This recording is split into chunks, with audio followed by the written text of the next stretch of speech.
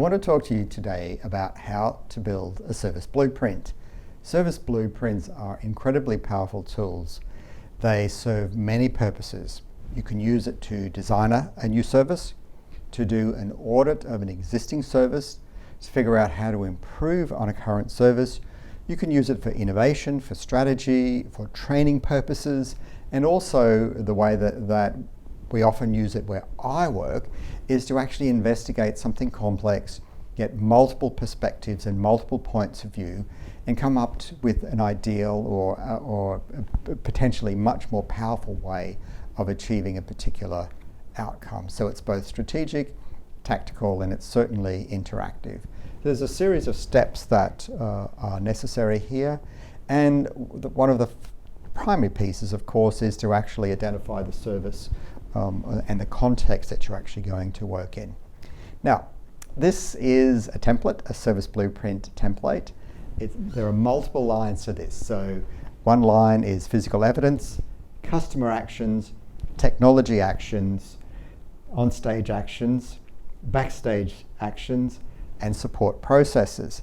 Now, the power of this is there's a line of interaction, and above this line are what customers need to do to have a satisfying experience and achieve their goals, needs, and wants in terms of that service, and what it is that they're actually physically going to interact with, what they're going to see, touch, experience.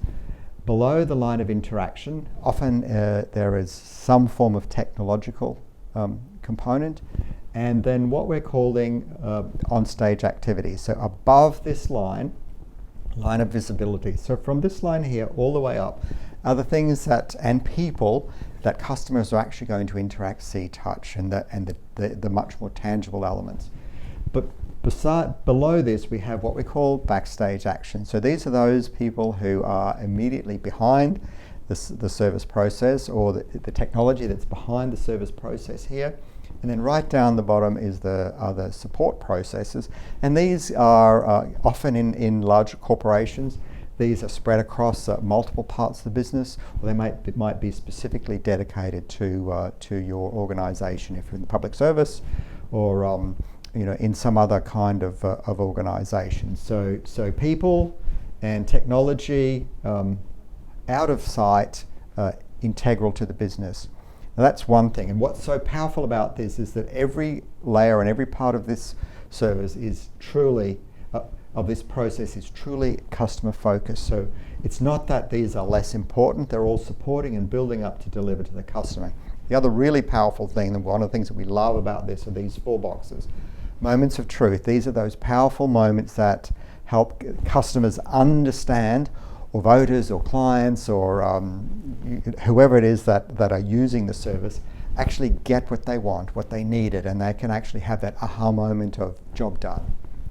External pain points. So these are the challenges and pains that the user actually experiences. The internal pain points are those that we service providers experience. So a customer may not necessarily know about this internal pain point, but it's a challenge for us. And and in so many organizations particularly, we have lots of these, but what we really worry about are the ones that really truly matter. So we have this box called an opportunity to improve. So once we've done our service blueprint, if it's a diagnostic, for example, we look for this, okay, what really matters? And we look for these opportunities to improve, and this is where we often want to put our focus. So I'm going to show you a couple of examples of different structures, different processes. This is one that's specifically facilitated by a group of people, but there is, because you can see that all of the writing's exactly the same, a professional note taker who actually listens and actually makes the notes as we go along here. Something powerful about this particular one that I was working on, we repeated this with different stakeholder groups. So Patrick is the scribe, and he ran through a series of, facilitated by me, the conversation, series of these with different key stakeholder groups. Now we can compare and contrast across those to build something really potent and powerful. And so it continues. This is what a live action one might particularly look like. This is a long flat table, so working on the the horizontals, fascinating the different kinds of interactions, whether it's actually on a wall or actually on a table, and we really think about which one of those we use depending on the kind of interaction that we have and the way that we want these want the participants to, the creators of this, the actual insight people to participate. We do this virtually as well, and that works really, it's quite different, but it's really quite powerful as well. Now, this was an amazing, a non-profit that we worked with. This was incredible. Each of those individuals are senior leaders. We asked them to work in silence. They actually did their own service blueprint beforehand, and then we actually asked them to build this interaction. And it was fascinating to watch these individuals, all who had quite specific different key roles in this organization, what they focused on. We were able to watch them put this particular piece together. Incredibly powerful thing to do. You can see that it's starting to build out here. My co-facilitator over here, we're watching and listening. There's a whole bunch of other tools that we have around this that help us support make this happen. Fascinating process here. Another group, this is an internal one for us, people working on a very specific internal process that works well, but from an external point of view it works well. Internally, incredibly complex and complicated, and you can see us working on this with groups of people. You'll see a whole bunch of dots, coloured dots on here, and I'll explain a little bit more about that in a moment, how this works and what it actually means. Again, this is a table about 5 yards long, and here we are. Now this is after we'd completed the process. Now we're actually having this conversation that I'm facilitating about what does this mean and what can we do and where are the pain points, internal, external, what are the moments of truth, and also what are the opportunities to improve? Where do we actually put our time, effort and energy into this? We always like to make this as much as possible. We turn it into a cube really, so that it feels like a live action space. Of course, in the time of COVID that can be more challenging, but it can still be done virtually with big screens, etc. I keep showing post-it notes. What we love about post-it notes is that you can move them, you can group them, you can change your idea, and it is someone's specific voice. And in particular circumstances, we color code as well, so we actually can keep other messages. So back again to our template. Now, so I mentioned Patrick. So here's Patrick diligently listening. We're feeding him notes, and he's then afterwards he's actually following up and getting this constructed. Now, what is it that these people are actually doing? What have you seen them doing here? So here are a few rules for you. So we want to be if we're not using actual customers or end users, if we're using representatives of, so this kind of facsimile model, what we're going to do is think about the customer in this particular situation. So as an experiment or as something that you really want to explore, and this might be pre-customer interaction, like actual customer interaction. We want to begin with the customer. We want to think about the actions that the customer needs to take for this service to be successful. We want to think about their end goals. What is it that they're trying to achieve? What are the customer jobs to be done?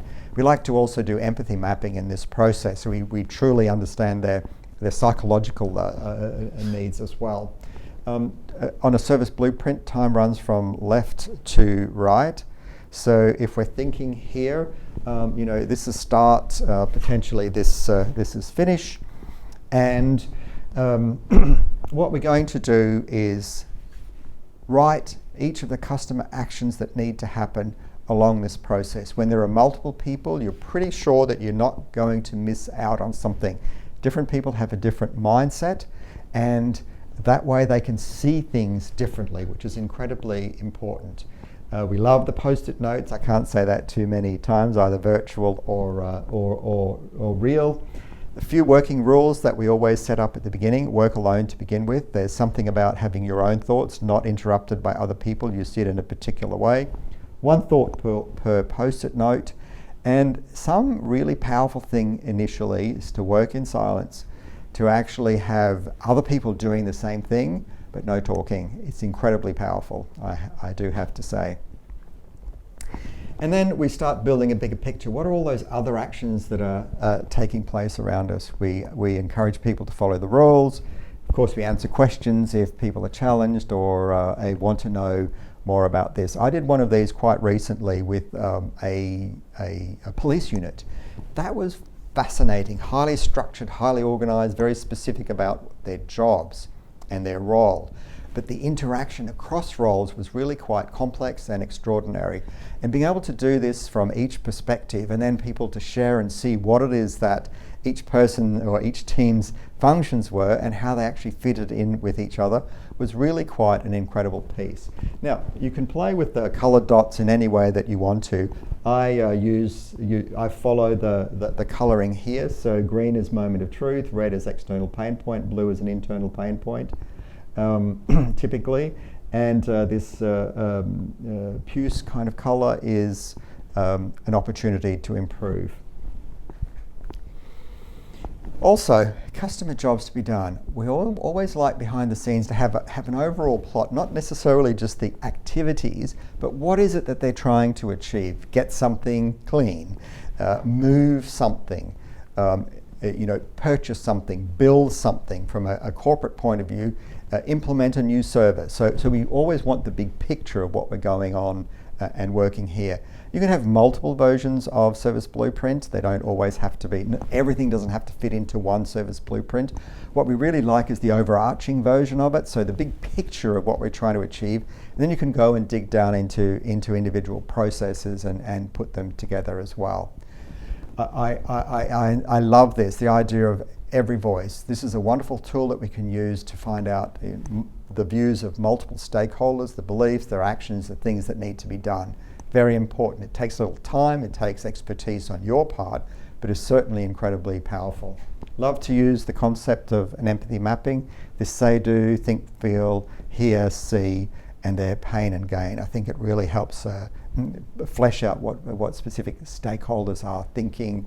A whole series of examples here that I'm not going to go into right now, but fascinating insights that we get when we use this process with it. A lot of people like to use personas. To me, personas are wonderful. They're quite static. They're a fixed point in time, so it gives you a picture of a certain picture of individuals. I do think that the empathy mapping is much richer way to think about this, and then we can get quite specific, about about segments that we want to serve. Business model canvas fits beautifully in with this, or a strategy canvas, or a public sector version of this canvas is a great feed into a service blueprint. There's a video that I love people to watch, Tom Wojcik, How to Make Toast. It's a little aging, it's incredibly powerful, and it will actually help you set up the thinking of service blueprinting, and also get a few tips about how to go about the interpersonal interaction to get really powerful stuff done. So that's me. I want to thank you for listening, and a great story, I believe, and a great tool, service blueprinting.